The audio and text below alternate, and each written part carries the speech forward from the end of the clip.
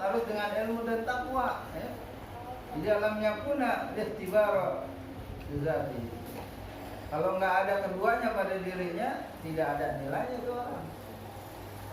Alhamdulillah. Malah kata Imam Syafi'i disuruh takbirin 4 kali takbir. Kata Imam Syafi'i, ya.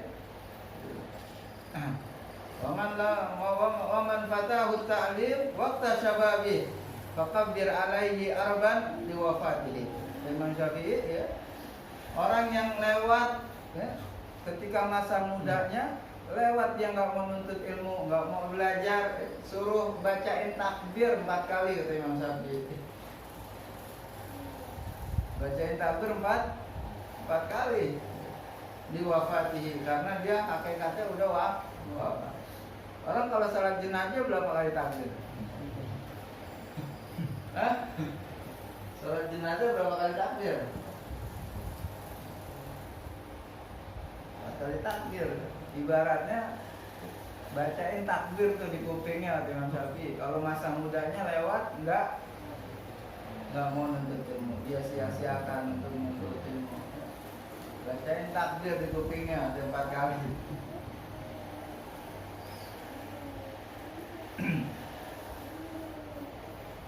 Tapi kalau yang nggak paham jangan digepok.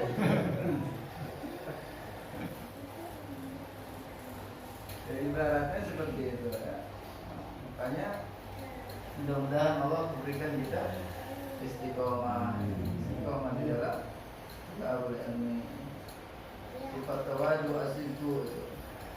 Kemudian an yakuna waquran fi misyatihi, dan juga harus dalam keadaan tenang, ya, di dalam proses berjalan untuk menuju menuntut ilmu.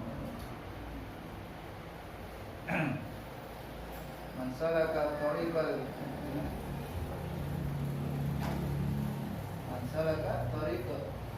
ilmi datang disebut dengan ilmu sahalallahu lahu tariqan ilal jannah. Orang yang keluar dari rumahnya jalan untuk menuntut ilmu, maka Allah akan mudahkan jalan menuju ke surga Allah Subhanahu wa taala. Mau ibadah gampang atas berkat taufik dari Allah. Semuanya berkat taufik dari Allah, ya. Bukan hasil daripada kita sendiri, tapi ada pertolongan Allah. La haula wala quwata illa billahil aliyyil azim. Enggak ada daya upaya, ya, dan kekuatan kecuali dengan pertolongan Allah. Hadirnya kita di sini atas izin Allah. Allah ringankan langkah kita, Allah berikan kita taufik. Apa itu taufik? Kekuatan untuk melakukan taat.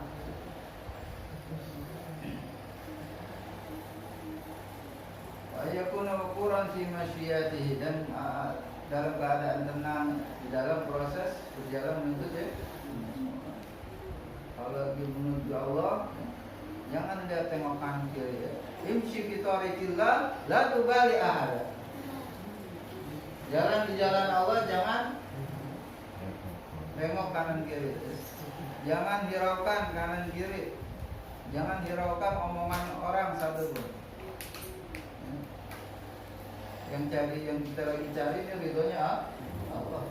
Ada orang yang caci ke, ada orang yang ngejek ke, ada orang yang hina ke, ada orang yang muji ke, nggak ngaruh, ya. Bismillah. Imshi bi tariqillah la tubali ahad. Jalan di jalan Allah. Karena emang orang sedang jalan mencari ridhonya Allah, cobaannya banyak, ujiannya banyak. Cobaannya banyak. Seperti apa? Kisah Sayyidina Luqmanul Hakim. Sayyidina Luqmanul Hakim lagi perjalanan safar sama anaknya. Nih, lagi safar, naik kendaraannya keledai sama anaknya. Kemudian dia naik keledai sama anaknya dengan barang-barang dia untuk di perjalanan, perbekalan. lewat satu kampung banyak orang-orang dilewatin. Orang-orang pada ngomong, ini orang bapak sama anak nggak tahu diri, binatang kurus gitu tekin berdua. Dengar saya Luqmanul Hakim. Kasihan tuh binatang kan. Keledai ya, kurus ditekin berdua sama barang-barang bawaan lagi. Akhirnya dengar saya Luqmanul Hakim. Kemudian turun. Sudah, apa di atas saja aneh jalan.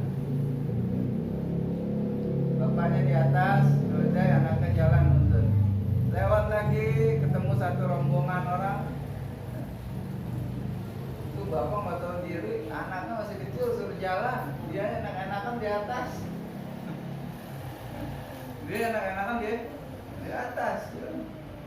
Jadi, Luqmanul Hakim tahu mau ngasih pelajaran sama anak. Kita dengar, dengar ya. Akhirnya turun anak yang di atas. Anak yang di atas jalan lagi lewat satu kampung lagi. Orang ngomongin lagi, tuh anak durhaka banget. Orang tuanya suruh jalan, ini di atas. Tahunya dengar. Akhirnya dua-duanya turun. Ditenteng tuh. Dua-duanya jalan. Lewat satu kampung lagi itu orang go on banget, bawa kendaraan udah ditekin betulnya. Setelah itu baru Sayyidina Luqmanul Hakim ngasih pelajaran sama anak. Jawab tadi. Inilah hidup dunia ini gini. Kalau ente sedang berjalan di jalan Allah, bismillah, la tubali ahada. Jangan tengok kanan kiri. Bismillah ya. Kalau kita ngikutin dengerin omongan kanan kiri, nggak nyampe kita. Jadi jalan dengan tenang, jangan pakai tengok kanan kiri. Ada berjalan gimana ya? Bismillah ya. Ulama-ulama dulu nuntut ilmu jalan jauh-jauh. Ada Syekh Salim Bafadl, ini orang Hadramut. Pada zaman beliau di Hadramut ini semangat orang untuk menuntut ilmu udah berkurang. Banyak ulama tapi semangat para pemuda untuk menuntut ilmu udah berkurang. Akhirnya beliau bertekad untuk pergi keluar dari Hadramut ke negeri Irak. Syekh Salim Bafadl rahimahullah ta'ala ke Irak itu selama 40 tahun. Keluarganya nyangka dia udah nggak ada aja. Mafi khobar ya, nggak ada kabar. Kalau sekarang ada ini ya, video call bisa. 40 tahun nuntut ilmu nggak ada kabar. Yazunnu ahluhu qad mata. Keluarganya udah nyangka dia udah mati aja. Ya. Pergi ke Irak, dari Irak pergi ke negeri lain untuk ilmu.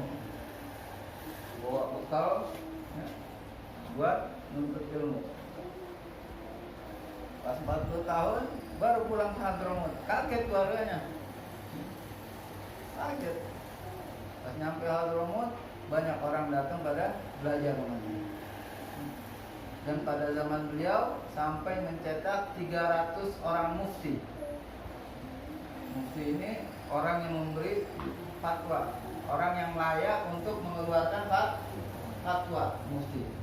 Sampai mencetak 300 mufti pada zaman itu di Tarim.